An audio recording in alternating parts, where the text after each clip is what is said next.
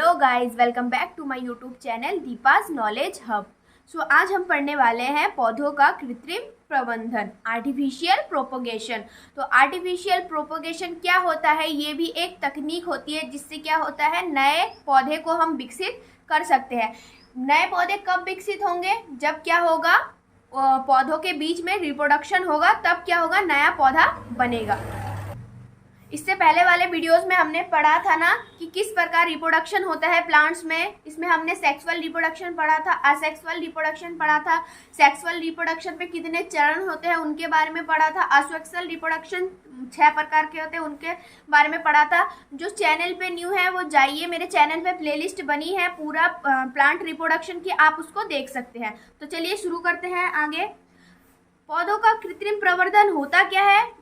जब मानव निर्मित पद्धतियों का प्रयोग कर एक पौधे से कई नए पौधे को विकसित किया जाता है तो इसे कृत्रिम प्रवर्धन या आर्टिफिशियल प्रोपोगेशन कहते हैं। पौधों के कृत्रिम प्रवर्धन की निम्नलिखित 3 सामान्य विधियां होती है। ये क्या होता है, इससे क्या होता है, मानव जनित, मतलब इसमें मानव क्या करता है, खुद रिप्रोडक्शन कराता है या किसी नई तकनीक से नए पौधे को विकसित करता है। इस क्रिया को हम क्या बोलते हैं? कृत्रिम प्रबंधन। कृत्रिम मीन्स होता है आर्टिफिशियल, यानी कि जिसको मनुष्य खुद बनाता है। तो ये मनुष्य द्वारा निर्मित नए पौधे को विकसित करने की जो पद्धति है उसी को हम क्या बोलते हैं? कृत्रिम प्रबंधन। ये मुख्यतः 3 प्रकार के होते हैं। मुख्यतः मतलब 3 मुख्य लेते हैं, इसके अलावा भी हो सकते हैं। तो इसमें से मुख्य 3 है। पहला है कलम लगाना, जिसको बोलते हैं कटिंग। दूसरा है लेयरिंग।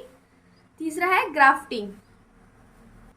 चलिए कलम लगाना क्या होता है देख लेते हैं। कलम लगाना एक बार पढ़ लेते हैं, फिर मैं आपको समझाती हूँ कि इसमें हो क्या रहा है। पौधों के किसी भी छोटे हिस्से, जो तना या पत्ती कुछ भी हो सकता है, और जिस पर अंकुर लगा हो, को काटकर तथा उसे मिट्टी और पानी की सुविधा देकर एक नया पौधा उगाया जाता है। कुछ दिन के बाद नए पौधे उगते हैं। ठीक है, ये क्या हो रहा है, पत्ती में, किसी भी पत्ती में या फिर उसके जड़ा या तना में, उसके तना या पत्ती में क्या हुआ, कोई अंकुर बड तैयार हो। मतलब जैसे इसमें ये एक छोटा सा पौधा यहाँ पे तैयार हो रहा है ना, इसमें अंकुर पैदा हो, तो उसको क्या करते हैं, उसको काट के मिट्टी में लगा देते हैं, जिसके बाद क्या होता है, एक नया पौधा विकसित होता है। ये मुख्यतः किसमें देखा जाता है? अंगूर के जो पेड़ होते हैं उसमें अधिकतर ये वाली प्रक्रिया होती है। अंगूर के प्रक्रिया में ऐसी होती है। उसके बाद है लेयरिंग। लेयरिंग क्या होता है, चलिए देख लेते हैं। लेयरिंग होता क्या है? लेयरिंग में जनक पौधे की शाखाओं को मिट्टी में इस प्रकार डाला जाता है कि उस शाखा का एक हिस्सा मिट्टी से बाहर की ओर निकल रहा हो। मिट्टी के भीतर वाली शाखा के हिस्से पर जब जड़ें उग जाती है तो उसे जनक पौधे से काट कर अलग कर लिया जाता है। इस प्रकार मिट्टी में दबी शाखा से नए पौधों उग जाती है, जैसे चमेली, स्ट्रॉबेरी, रसबेरी जैसे पौधों के लिए की जाती है। लेयरिंग क्या होता है? इसमें कोई भी जनक पौधा हुआ, मतलब किसी एक जो पौधा विकसित हो गया हो, उस पौधे से जहाँ पे कल्ला निकलता हो या जहाँ पे पत्तियां निकलती है ना, नई शाखा, जो नई शाखा हो उसको हम लोग काट देते हैं। वहां से काटने के बाद उसको हम क्या करते हैं, उसको मिट्टी में डाल देते हैं। मिट्टी में डालने के बाद उसमें उपयुक्त पानी डाल देते हैं हम। ताप वायुमंडल में होता ही है। उसके बाद क्या होता है, वो जो कल्ला था, यहाँ पे देखिए छोटा सा कल्ला था जिसमें से पत्ती निकलती है, वो धीरे धीरे क्या हुआ, उसमें से पत्तियां निकलनी शुरू हो गई, और उसके बाद क्या हुआ, ये पूर्ण विकसित पौधे के रूप में हमें प्रस्तुत हुआ।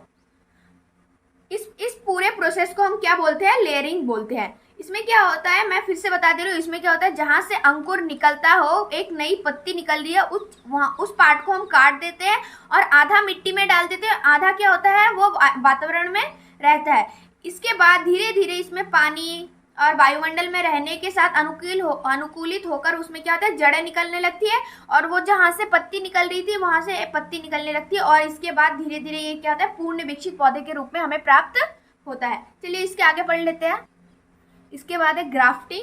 तो ग्राफ्टिंग होता क्या है? ग्राफ्टिंग में 2 अलग अलग पौधे के तने को काटा जाता है और इस प्रकार जोड़ा जाता है कि वे एक पौधे के रूप में विकसित हो। कटे हुए गए 2 तनों में से एक तने की जड़ होती है और इसे स्टॉक कहते हैं। दूसरा तना बिना जड़ों के काटा जाता है और इसे नवपल्लव कहा जाता है। स्टॉक पौधे का निचला हिस्सा होता है और नवपल्लव ऊपरी हिस्सा दोनों तनों के तिरछे रूप में काटा जाता है। नवपल्लव और स्टॉक की कटी हुई रूप में काटा जाता है। नवपल्लव के स्टॉक की कटी हुई सतह को कपड़े के टुकड़े से एक साथ जोड़ा जाता है और बांध दिया जाता है, फिर पॉलीथीन की शीट से ढक दिया जाता है। यहाँ तने को किसी भी प्रकार के संक्रमण या अन्य समस्याओं से बचाता है।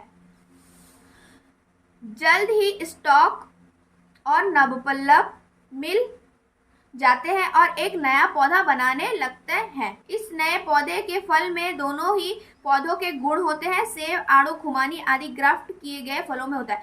तो ये ग्राफ्टिंग होता क्या है, इसमें क्या होता है, हम दो पौधे लेते हैं। जो पौधे का तना हो गया उसको हम क्या करते हैं, पहले ये एक पौधा हो गया, ये एक पौधा हो गया, इन दोनों को काट लिया।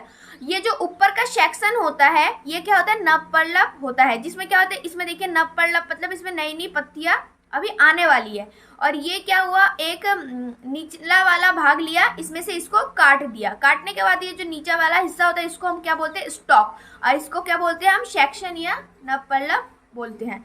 जब इसको काटने के बाद यहाँ पे चीरा लगाया, चीरा लगाने के बाद इसको इसमें डाल दिया। यहाँ पे डालने के बाद इसको क्या किया हमने, धागे की मदद से बांध दिया। बांधने के बाद इसको हम पॉलीथीन की मदद से इसको रैप कर देते हैं। रैप करने से क्या होता है, जो बाहरी संक्रमण से इसको बचाता है, या फिर यानी कि कोई कीड़े मकोड़े इसमें नहीं लगे। इसके बाद क्या होता है, एक पौधा पूर्ण पौधा विकसित होता है। ठीक है, इससे क्या होता है, जो दोनों के गुण आ जाते हैं और जो हमारा फल या फूल जिस चीज का भी हम लगाएंगे वो बहुत ही ज्यादा विकसित पौधा प्राप्त होगा।